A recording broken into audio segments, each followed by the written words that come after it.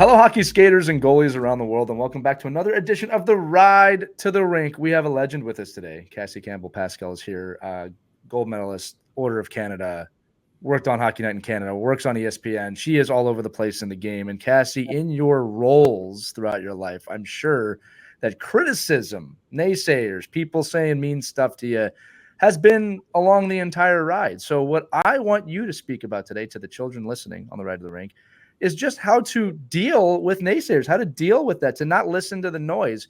You are the expert, my friend. Yeah, I guess I am kind of the expert in a weird kind of way.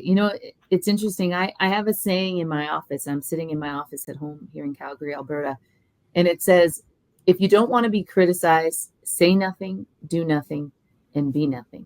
And this actually comes from the Philadelphia Flyers in the 1970s when they were often criticized for the way they played. And I read it in a hockey book, and I framed it, and it's the truth, like you can go through life and just do the normal, regular thing, and that's no problem. I have so much respect for that. But if you want to sort of change the world and be successful and do things maybe a little differently than everybody else, then you're going to get criticized. And that's just the nature of the beast. And especially when things aren't the norm, like women's hockey wasn't the norm for so long.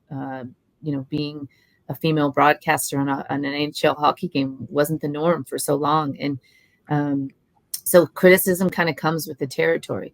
But I think criticism, too, also comes from people who are afraid of change, and so you have to look at where the criticism is coming from and where the naysaying is coming from.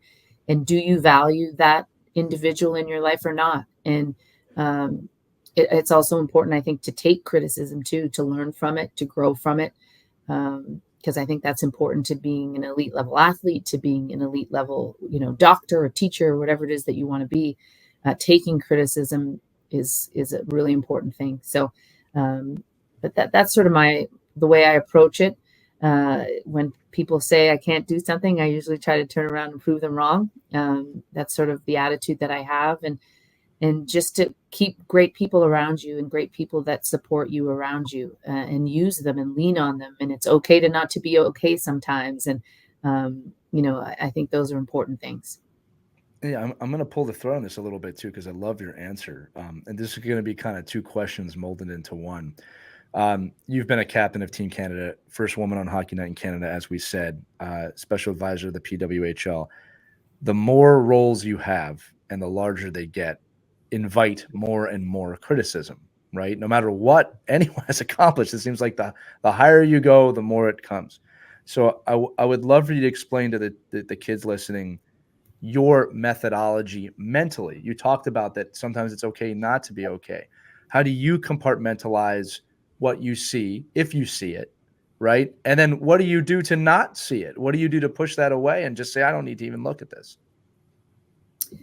Well, I think, it's funny, in my home office, I have all these little messages, hidden messages around. And so this is a place where I often come back to and sort of reflect and regroup, if you will.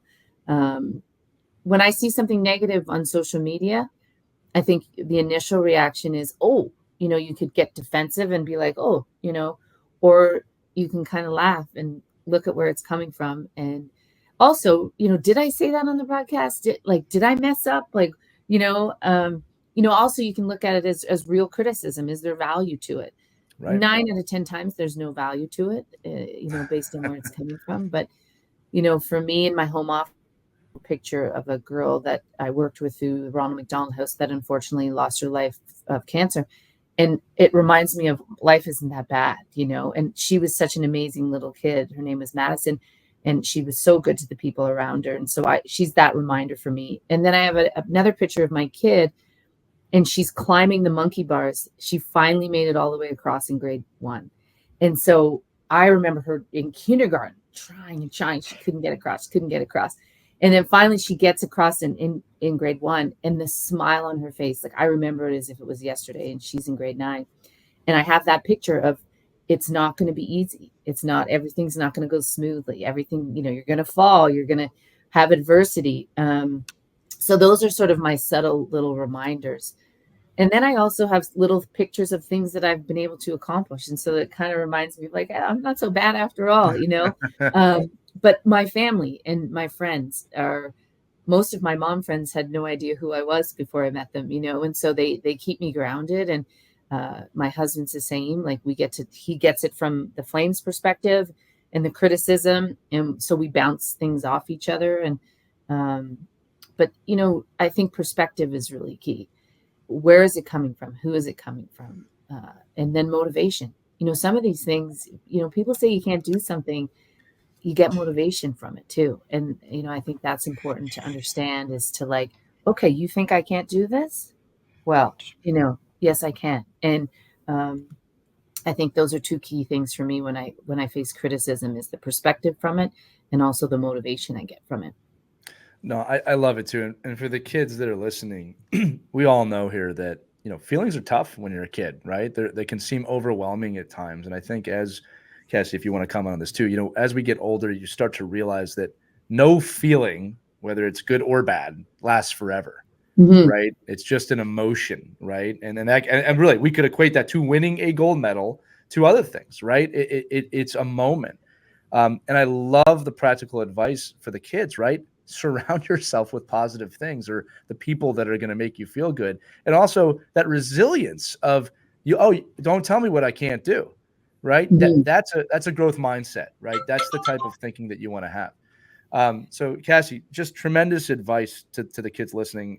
I want to thank you for being here again and obviously love everything you've done so far. Can't wait to see what you do next. Yeah, I appreciate you all. So thank you so much. All right, that's going to do it for this edition of the Ride to the Rink. Kids, thanks so much for listening. Remember, if you have a question you'd like us to answer or you'd like us to ask a guest, you can text it to us. There's a link in the show notes accompanying this episode. You can also email us if you want to through your parents, team@ourkidsplayhockey.com. But that's going to do it for this edition of the Ride to the Rink. We'll see you next time. Remember, kids, we believe in you. You should too. Have fun. Skate on.